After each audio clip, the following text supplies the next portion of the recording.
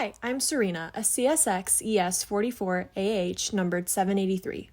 While I am a diligent worker, I enjoy socializing with my friends too, some of which includes talking about history. In my view, history is a really important matter. With learning from past events and knowing where we stand today, it paints us a picture of what can be accomplished in the future. Right now, I'm working on CSX train Q602 from New Orleans, Louisiana to Waycross, Georgia. And our train happens to have tanks, which are incredible machines. As Season 3 of Greater Folkston Rail Adventures is finally here, let's get this series back on track. Shall we?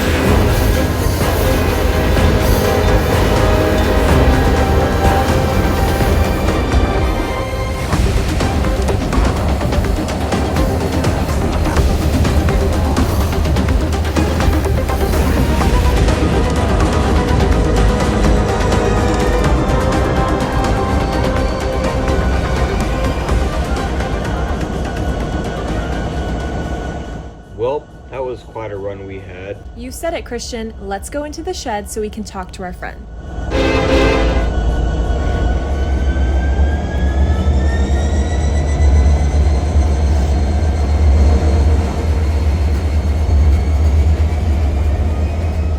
Now, which famous American used the quote, "We have nothing to fear but fear itself"?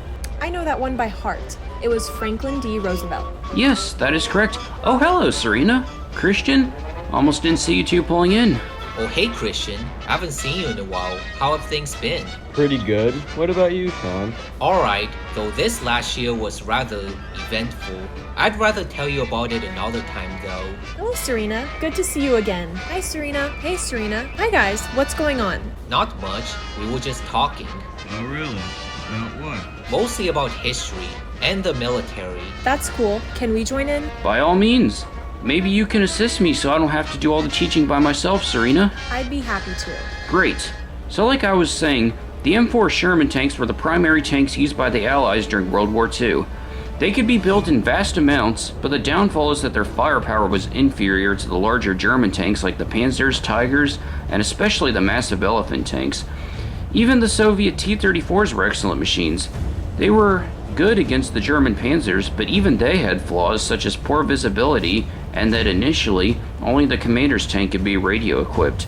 The other tanks in the battalions had to signal with flags, but as I said earlier, they didn't have good visibility, so it's not like they'd always be able to see the flags much of the time. Nice! Tanks are amazing machines. Funny enough, Serena and I had tanks in our train earlier. I'm jealous. I've always dreamed of delivering tanks to the Marines at Camp Lejeune or to the Army at Fort Stewart. The Army and the Marines are cool, but I like the Navy the best. Me too, especially since the Navy uses aircraft just like the Air Force. Yeah, mostly for torpedo bombing, dive bombing, and scouting ahead of the carriers, or for reconnaissance. Speaking of which, do you know what the most significant events of World War II were? There were plenty, from the invasion of Poland to the Pearl Harbor attacks to the Marines setting up the flag at the Battle of Iwo Jima. Now here's one we can talk about, the D-Day invasion. It was the major turning point of World War II. This happened on June 6, 1944, when the Allies invaded the coast of Normandy, France to engage in a major battle with the Axis powers. Wonder what made this the major turning point of World War II? It was due to how Allies considerably weakened the German control of France, although there were vast obstructions they had to deal with prior to the war. Thank you for summing it up. The goal of this invasion was to liberate France from Nazi Germany. The offensive was originally scheduled for May, but with the Allies not having sufficient landing craft at the time, it was delayed to June. Bad weather delayed this invasion by another day, but the Allies proceeded into battle the next day when the storms let up. Because this was an amphibious invasion, this had to be done at low tides the Allies could detect mines or other obstructions. Wow, I guess timing really is everything. Do you know what events led to the D-Day? Let's say it was the pathway to know how Allies wanted to defeat Nazi Germany. Thank you, Serena. There were many contributors as to what led to D-Day, but most of its causations were the aftermath of America's entry into the war, as well as the adaptation of a Germany-first strategy. Eventually, Americans forced an invasion of the German-occupied Europe to combat German forces, which became known as Operation Overlord. Didn't this result from years after the Pearl Harbor attack? You are correct there, May. Thank you for chiming in. It's really fascinating how one event leads to the next of them. It sure is. By the end of August 1944, the Allies had embarked on the Seine River, where Paris was liberated from the German forces. With the Normandy invasion significantly weakening the Nazis, this gave an opportunity for the Allied powers to advance east toward Germany, where they would meet up with the Soviets. A year later, on May 7th, Germany was forced to surrender unconditionally, to which the Allies accepted and brought to the end of World War II in Europe. And that's all the history lessons tonight, folks. Wow, talk about a lot of tactics. Though I have one question. Did this effectively end World War II as a whole? Not quite. May 7th, 1945 was V-Day in Europe, but they'd still have to end the War of Japan. After Harry Truman was sworn in following Franklin D. Roosevelt's sudden death, he approved the use of the atomic bomb after ascertaining that the testing was a success. Knowing that the casualties would be much higher in the long run if the fighting continued on land, he warned Japan that they had until August 3rd to surrender or they would get bombed. Japan did not surrender by the 3rd, so 3 days later the first bomb was dropped on Hiroshima, killing thousands of people instantly. Japan would still not surrender, so on August 9th, another bomb was dropped on the city of Nagasaki, creating a 20,000-foot tall cloud that could be seen for miles. On August 14th, 1945, Japan finally surrendered. The instrument of surrender took place on September 2nd, 1945, aboard the battleship USS Missouri in Tokyo Bay, which we now know as V-Day over Japan.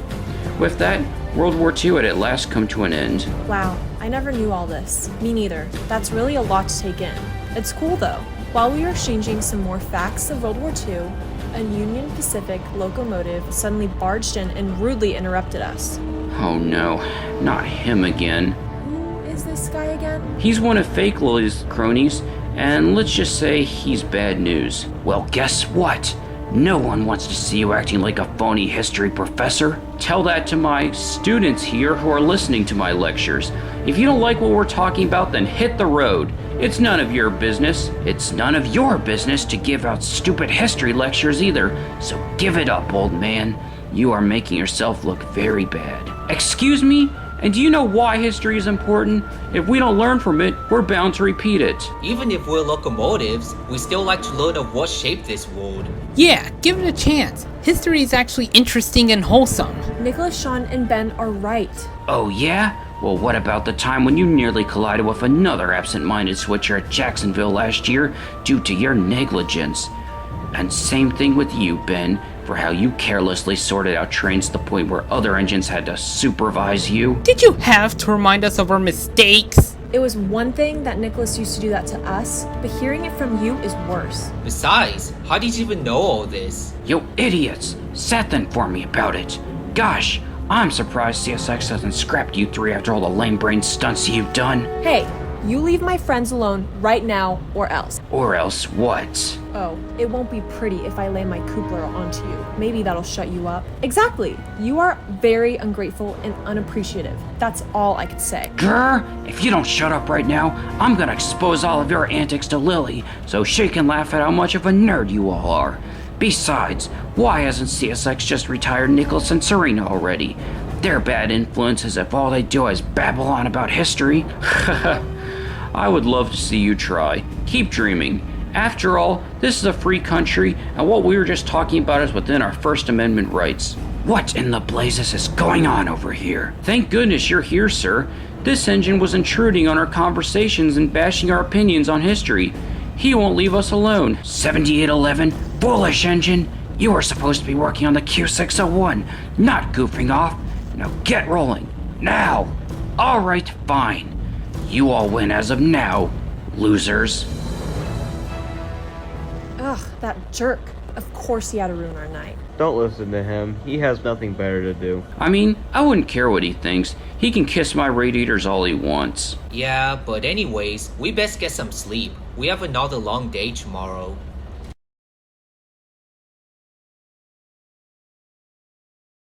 Alright, engines, listen up. 3062, 599, 8556, and 400, you four will be taking Q406 to Florence, where you'll later pick up Q410 to Selkirk. 2516 will be going along too, and you'll have orders to send them off at Philadelphia. Yes, sir. Well, it'll be nice going back to Philadelphia again. 783, 8620, 326, you three will be taking Q236 to Walbridge, Ohio. Yes, sir. Well, this has been fun. It certainly has. I always enjoy teaching history to my friends. Yup, but anyways, we'll see you later. Alright, y'all be careful. See you guys, and keep those history facts fresh in your minds. I wouldn't want you to lose them for our next discussion. Don't worry, Nicholas, we won't. Neither will I. If you guys need to refresh your mind on history, then I'm another one you can talk to. I know I can count on you, Christian.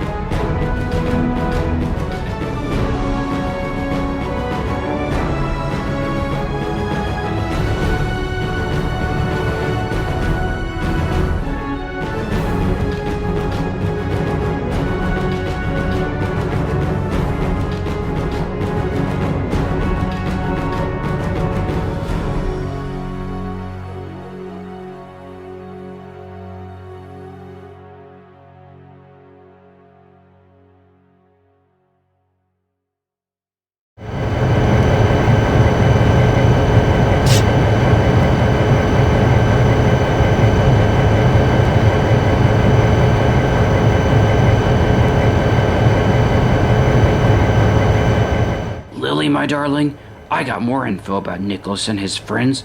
The other night at Waycross, I caught him rambling about history, and Serena even became his teaching assistant. Others like Sean, May, Ben, and your imposter were involved as well. Oh, really? What pathetic losers they are. I always knew of Nicholas trying to act like some bogus history professor, but now he has a phony teaching assistant named Serena? Huh. Wow, just wow. However, I am still seeking vengeance on those who have freed engines like Sean and May from the scrapper's torch. So mark my words.